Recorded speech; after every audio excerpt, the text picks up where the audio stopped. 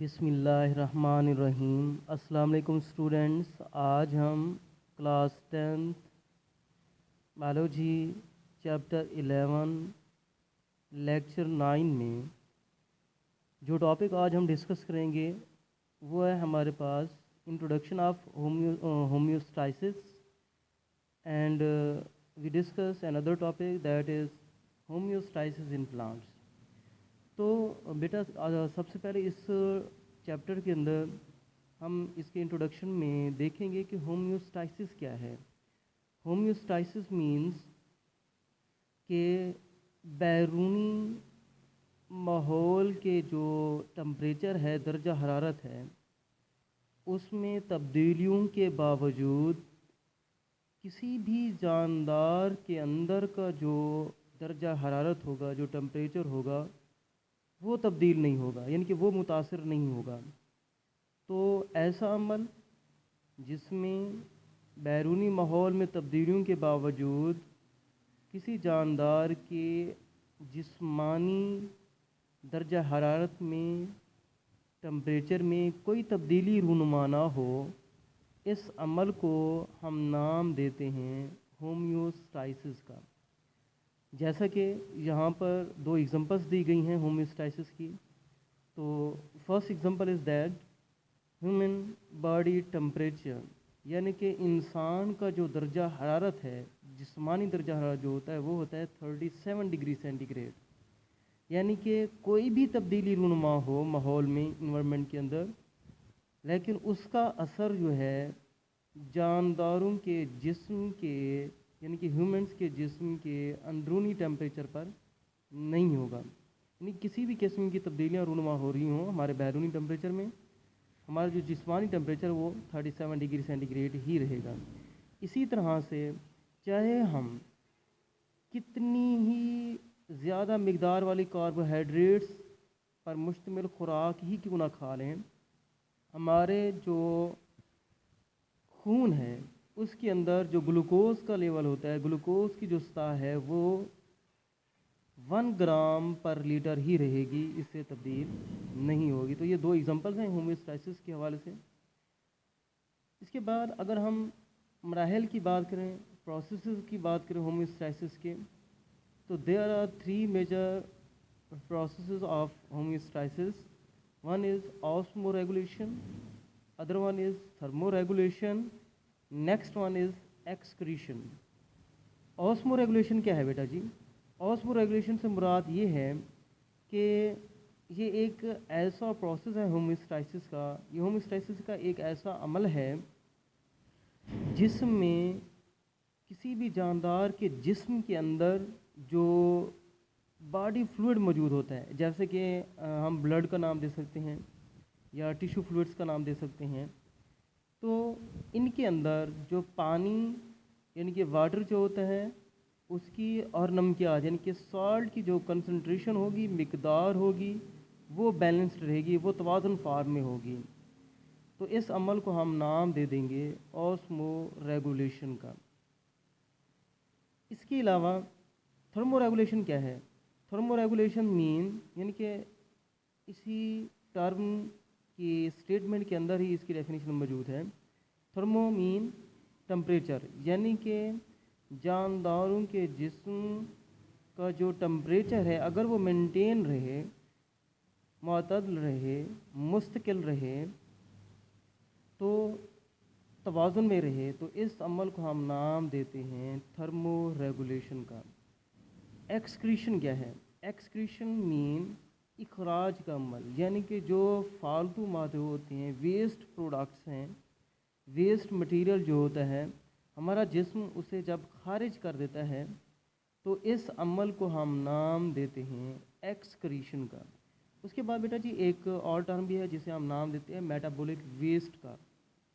ٹھیک ہے جی، metabolic waste, یعنی کہ جتنے بھی میٹابولک پروسیس ہیں، تو میٹابولک پروسیس کے دوران جانداروں کے جسم کے اندر جو ایکسٹرا مٹیریل ریلیز ہوتے ہیں، ایکسٹرا مٹیریل پیدا ہوتے ہیں، ایکسٹرا مٹیریل جو ہم اپنے جسم سے نکال دیتے ہیں، ان کو ہم نام دیتے ہیں میٹابولک ویسٹ کا۔ تو یہ ہمارے پاس انٹروڈکشن تھا بیٹا ہومیوسٹائسس چیپٹر نمبر 11 کے کا۔ تو اب ہم نیکسٹ جو ٹاپک ڈسکس کریں گے وہ ہے ہمارے پاس ہومیوسٹائسس ان پلانٹس. تو بیٹا جی یعنی کہ پودوں کے اندر پودے جو ہیں وہ کس طرح سے اپنی باڈی ٹمپریچر کو مینٹین کرتے ہیں. تو بیٹا جی ڈیفرینٹ میکانزمز ہوتے ہیں, مختلف مراحل ہیں جن کے ذریعے سے پودے جو ہیں وہ اپنے جسم کے ٹمپریچر کو ہومیوسٹائسس کرتے ہیں, یعنی کہ اعتدال میں لے کے آتے ہیں, بیلنس فارم میں لے کے آتے ہیں. اور وہ ان ڈیفرینٹ میکانزمز کے ذریعے سے کیا کرتے ہیں, پانی اور دوسرے جو کیمیکلز ہیں ان میں توازن قائم کرتے ہیں. اب وہ کیمیکلز کون سے ہیں, ان کے وہ واٹر ہیں, اور ادر کیمیکلز میں آکسیجن شمار ہے, کاربن ڈائی آکسائڈ موجود ہے, اور نائٹروجینس ویسٹ یا مٹیریل پروڈکٹس جو ہیں وہ موجود ہیں. اب ہم دیکھتے ہیں کہ سب سے پہلا جو پوائنٹ ہے ہومیوسٹائسس ان پلانٹس میں وہ ہے removal of extra oxygen molecules and carbon dye oxide.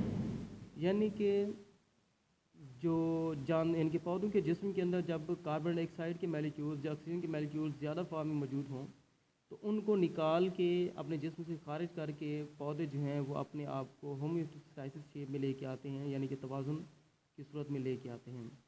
اگر ہم ڈے ٹائم کی بات کریں تو آپ لوگ جانتے ہیں بیٹا جی کہ ڈے ٹائم کے اندر دونوں پروسیس ہو رہے ہوتے ہیں پودوں کے اندر, یعنی کہ فوٹو سنتھسس کا عمل بھی ہو رہا ہوتا ہے اور سیلولر ریسپائریشن کا عمل بھی ہو رہا ہوتا ہے. تو پودے کیا ہیں, سیلولر ریسپائریشن عمل کے ذریعے سے کاربن ڈائی آکسائڈ کو پیدا کرتے ہیں, بناتے ہیں. اور یہ کاربن ڈائی آکسائڈ جو ہوتی ہے یہ کوئی ویسٹ پروڈکٹ نہیں ہوتی ڈے ٹائم کے اندر, بلکہ یہ یوٹیلائز ہو جاتی ہے کس میں, فوٹو سنتھسس کے عمل کے اندر, جس کے ذریعے سے جاندار جو ہیں وہ اپنی خوراک تیار کر سکتے ہیں. لیکن یہ بنتی کہاں سے ہے, سیلولر ریسپریشن کے عمل کے دوران بنتی ہے, اور استعمال کس میں ہوتی ہے, فوٹو سنتھسس پروسیس کے اندر. اگر ہم نائٹ ٹائم کی بات کریں تو نائٹ ٹائم میں کیونکہ فوٹو سنتھسس عمل نہیں ہوتا تو اس ٹائم میں جو ایکسٹرا کاربن ڈائی آکسائڈ کے مالیکیولز پودوں کے سیلز میں موجود ہوں گے, ٹیشوز میں موجود ہوں گے, ان کو ریموو کر دیا جاتا ہے, ان کو خارج کر دیا جاتا ہے پودوں کے جسم سے. کس عمل کے ذریعے سے, through the diffusion process, diffusion کے عمل کے ذریعے سے. اور کہاں سے, فرام دا ٹیشو سیلز کے ذریعے سے, یعنی کہ ٹیشو سیلز سے ڈفیوژن کے عمل کے ذریعے سے ایکسٹرا کاربن ڈائی آکسائڈ کو نائٹ ٹائم میں کیا کر دیا جاتا ہے, ریموو کر دیا جاتا ہے. اسی طرح سے اگر ہم بات کریں ینگ لیوز کی اور سٹیمز کی, تو جو ینگ لیوز اور سٹیمز ہوتے ہیں, ان کے نئے پتے اور تنے جو ہوتے ہیں, وہاں سے بھی کاربن ڈائی آکسائڈ کے مالیکیولز کا اخراج ہوتا ہے, لیکن وہ ڈفیوژن کے عمل کے ذریعے سے نہیں ہوگا, بلکہ وہ ہوگا اسٹومیٹا کے عمل کے ذریعے سے. اور اس کے بعد اگر ہم ینگ روٹس کی بات کریں, یعنی کہ نئے جو جڑیں ہوتی ہیں ان کی بات کریں, تو نئے جڑوں سے جو کاربن ڈائی آکسائڈ کے ایکسٹرا مٹیریلز کے اخراج کا عمل ہے وہ ہوتا ہے جنرل روٹ سرفیس کے ذریعے سے, یعنی کہ جڑوں کی جو سطح ہوتی ہے وہاں سے ان کا اخراج ہوگا. اور زیادہ تر یہ اخراج ہوتا ہے تھرو دا روٹ ہیئرس, کن کی مدد سے, روٹ ہیئرس کی مدد سے جو روٹ سیلز کے ساتھ موجود ہوتی ہیں. اس کے بعد اگر ہم بات کریں آکسیجن کے مالیکیولز کی, تو آکسیجن بھی جو ہے یہ آپ کے پاس ایک بائی پروڈکٹ ہے فوٹو سنتھسس کے عمل کا, اور یہ پیدا ہوگا, پروڈیوس ہوتا ہے میزوفیل سیلز کے اندر. یعنی کہ آکسیجن کے مالیکیولز ہیں وہ میزوفیل سیلز میں پروڈیوس ہوں گے ڈے ٹائم کے اندر, اور یہ آپ کے پاس ایک بائی پروڈکٹ ہے فوٹو سنتھسس کے عمل کی. میزوفیل سیلز جو ہیں وہ اس آکسیجن, یعنی کہ جو ایکسٹرا فارم آکسیجن موجود ہوگی جو خوراک میں استعمال نہیں ہو رہی ہوگی, خوراک کی تیاری کے اندر, یعنی کہ سیلولر ریسپریشن کے عمل کی آئنائزیشن کے اندر استعمال نہیں ہو رہی ہوتی, ٹھیک ہے, اسے آکسیڈیشن کے عمل کے اندر استعمال نہیں ہو رہی ہوتی, تو وہ ایکسٹرا جو آکسیجن ہوگی اسے ریموو کر دیا جاتا ہے تھرو دا اسٹومیٹا سیلز. ٹھیک ہے جی, کیونکہ یہ ڈے ٹائم کا عمل ہے اور ڈے ٹائم میں اسٹومیٹا سیلز اوپن ہوتے ہیں. اس کے بعد بیٹا جو نیکسٹ پروسیجر ہے ہمارے پاس ہومیوسٹائسس ان پلانٹس کے اندر وہ ہے ریموول آف ایکسٹرا واٹر.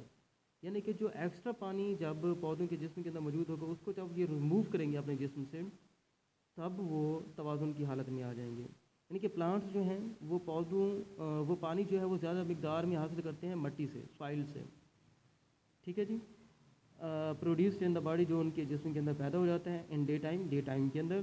اس کے بعد جو پلانٹس ہیں وہ اس پانی کو سٹور کر لیتے ہیں. کس میں سٹور کر لیں گے, اپنے سیلز کے اندر سٹور کر لیں گے, اور اس طرح سے ان کے سیلز جو ہیں وہ ट्रिजिडिटी का यानी कि सख्त पन का शिकार हो जाएंगे। और इसके बाद जो एक्स्ट्रा वाटर है, पौधे उसे रिमूव कर देते हैं, खारिज कर देते हैं थ्रू द ट्रांसपायरेशन प्रोसेस।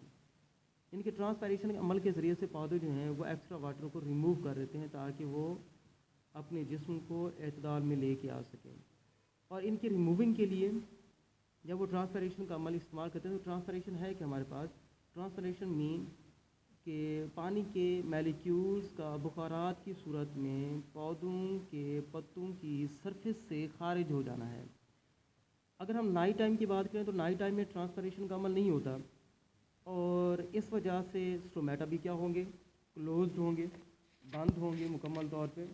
जब स्टोमेटा क्लोज होंगे तो उस टाइम जब ज़्यादा मिकदार में पानी के मॉलिक्यूल्स मिट्टी से खारिज होने के बाद पौधों की रूट्स में जमा होना शुरू हो जाते हैं, इंटर होना शुरू हो जाते हैं और इस तरह से वो ज़ैलम वेसल्स के अंदर इकट्ठे हो जाते हैं, तो इनके रिमूविंग के लिए एक और प्रोसेस स्टार्ट होता है जिसे हम नाम देते हैं गटेशंस का। और गटेशन क्या है बेटा, ये हमारे पास एक ऐसा अमल है जिसमें पौधों के जो पत्ते होते हैं उनकी सतह पर एक ख़ास किस्म की फोर्स लगाई जाती है, फोर्स हमारे पजीर होती है और उस फोर्स की वजह से ख़ास किस्म के जो पौधों के पत्तों के अंदर जो पोर्स होते हैं वहाँ पर जब ये फोर्स लगाई जाती है तो पौधों की जो एजेस होंगे और जो टिप्स होती हैं वहाँ पर पानी के ड्राफ्ट्स बन जाते हैं। तो पानी के इन ड्राफ्ट्स का अपीयर होना उन ग्रासेस के ऊपर, उसे हम नाम देते हैं गटेशंस का। और इसके बाद जो नेक्स्ट हमारे पास होमोस्टैसिस प्लांट्स है वो है हमारे पास रिमूवल ऑफ मेटाबॉलिक वेस्ट। यानी कि जो फालतू मादे होते हैं पौधे, बहुत सारे फालतू मादे जो हैं वो पौधों के अंदर मौजूद होते हैं। फॉर एग्जांपल जैसे कि हम एग्जांपल लेते हैं कैल्शियम ऑक्साइलेट की। ये कैल्शियम ऑक्साइलेट जो होता है ये हमारे पास हार्मलेस क्रिस्टल्स होते हैं। यानी कि हार्मलेस क्रिस्टल से मुराद ये है कि ये गैर नुकसानदेह कलमे हैं और ये बहुत सारे पौधों में पाए जाते हैं। मिसाल के तौर पे उन पौधों के तनों और पत्तों में पाए जाते हैं।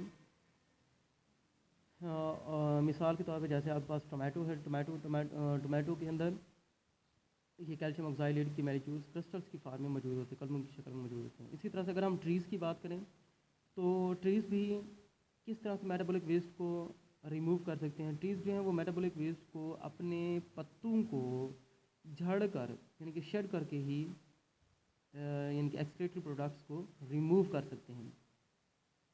और ये एक्सक्रीटरी प्रोडक्ट्स जो हैं ये रिमूव कहाँ से होंगी, थ्रू द लीफ फॉल, जब पत्ते झड़ जाएंगे, गिर जाएंगे।